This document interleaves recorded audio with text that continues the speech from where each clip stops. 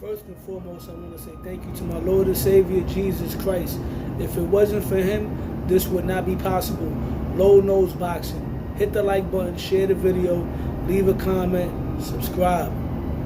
I want to talk about the junior welterweight division. The junior welterweight division, as I mentioned previous times, if you follow my content, I have stated that the junior welterweight division, along with the lightweight division, are the new money divisions in boxing. Usually the welterweight division or the middleweight division, or sometimes the heavyweight division could be the money divisions. But recently, with an influx of talent between 135 and 140, along with the big names, those divisions have been the money divisions in boxing. This Saturday night we had a great card, right? And a specific fight, a fight between Isaac Pitbull Cruz and Jose Raul Valenzuela turned out to be an upset. An upset victory for Jose Valenzuela, which goes to show that the junior welterweight division is a division not to be played with. There's so much talent there. Any fighter on his A game, if he catches another fighter kind of slipping, the upset is bound to happen. That's how hotly competitive the 140 division is.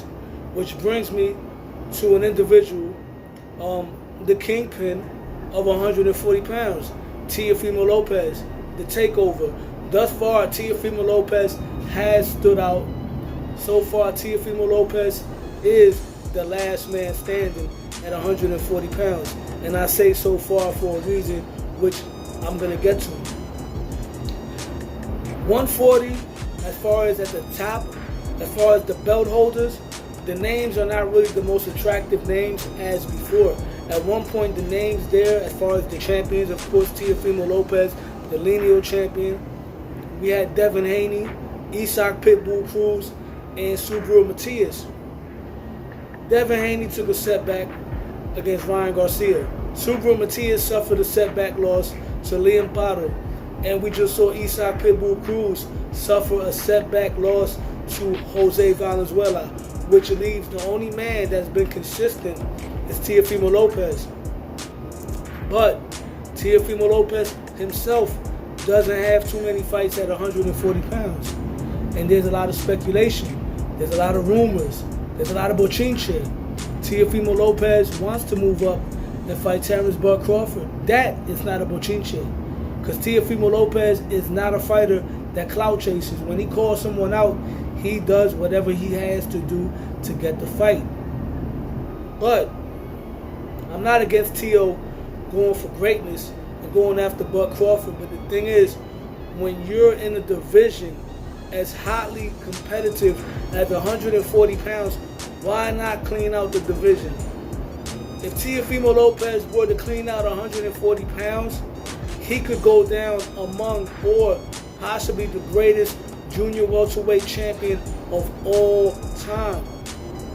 Sure, there's a lot of money to be made against Terrence Crawford, but let's face it, if he moves up to 154 and fights Terrence Crawford, and let's say he beats Terrence Crawford and then decides to go back down and weight, it could be a risky situation. We've seen a lot of fighters move up weight classes and then try to go back down, and things did not work out for those fighters.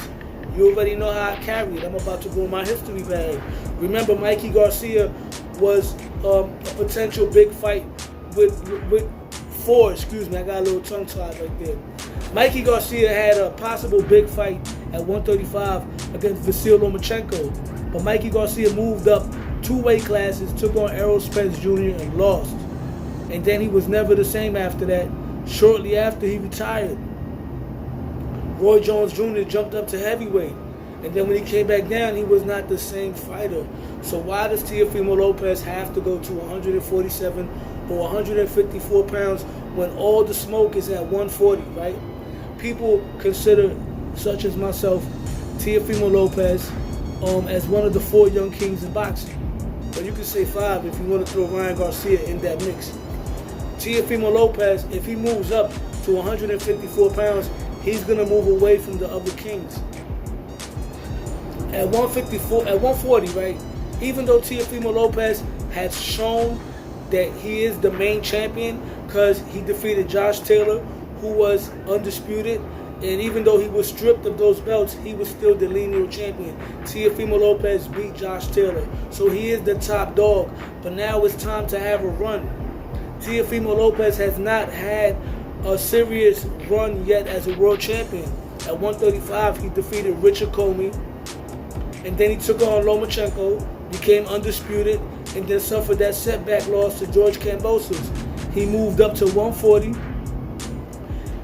He had 2 fights. One of them was against a solid opponent, a top 10 guy, Sandor Martin, and then he dominated Josh Taylor. After that, he had a subpar performance against Jermaine Ortiz, who was coming up from 135, and he had a not so great performance against Steve Claggett, even though he did dominate the fight. But there's unfinished business. You already know how I carry it. I'm gonna go in my historian bag. Danny Swift Garcia. Before he moved up to 147 pounds, Danny Garcia took on everybody from 140. All of his contemporaries, he fought those guys at 140.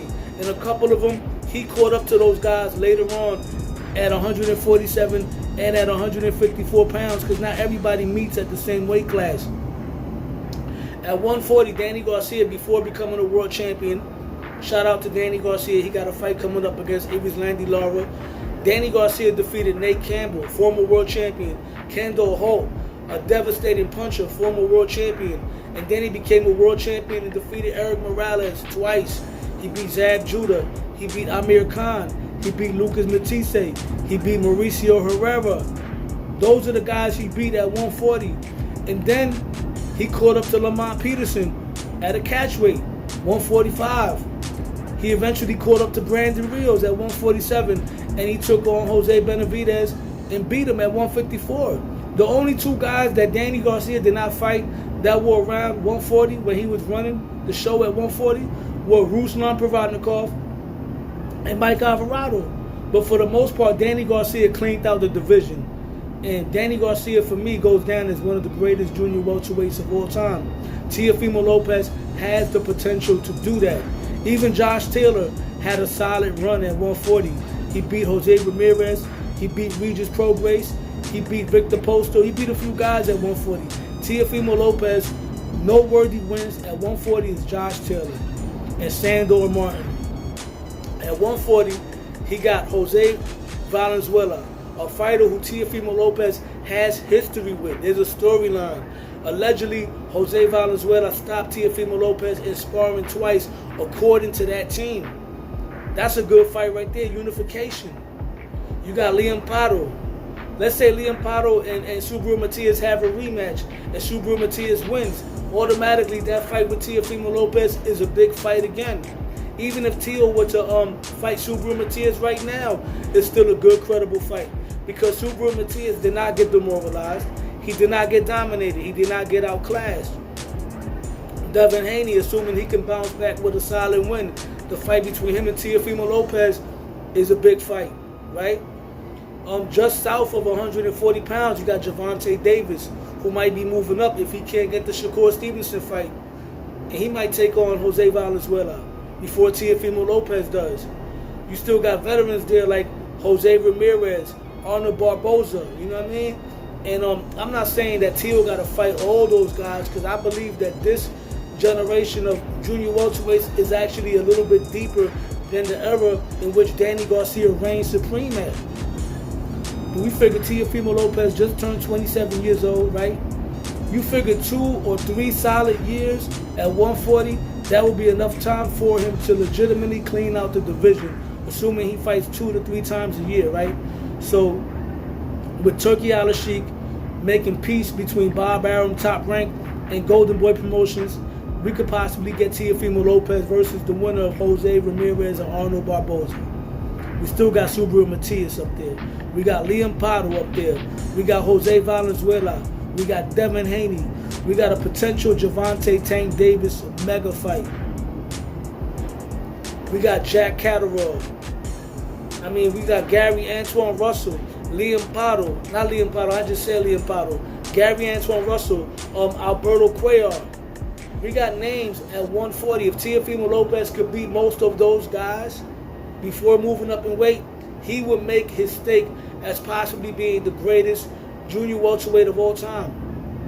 Boxing is rich and filled with great legends in boxing, but not all of them are considered the best ever at a certain division, and a lot of them are.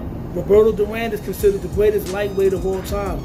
Canelo Alvarez is considered among one of the greatest super middleweights of all time. Floyd Mayweather, Pretty Boy Floyd, is considered the greatest junior lightweight of all time. Marvin Hagler is considered probably the greatest middleweight of all time. Teofimo Lopez has a long way to go. But 140 is the division that he could really make a name for himself and go down in the history books as possibly the greatest fighter of a division.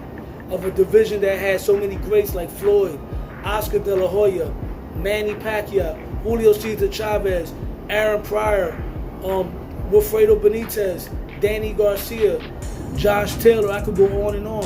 If Teofimo Lopez stays at 140 for at least 2.5 years, 3 more years, and takes on most of the guys that I mentioned and beats them all, he could go down as the greatest junior welterweight of all time. Why go up to 154 and fight Bud Crawford? With that being said, hit the like button, share the video, leave a comment, subscribe to my channel, Low Nose Boxing.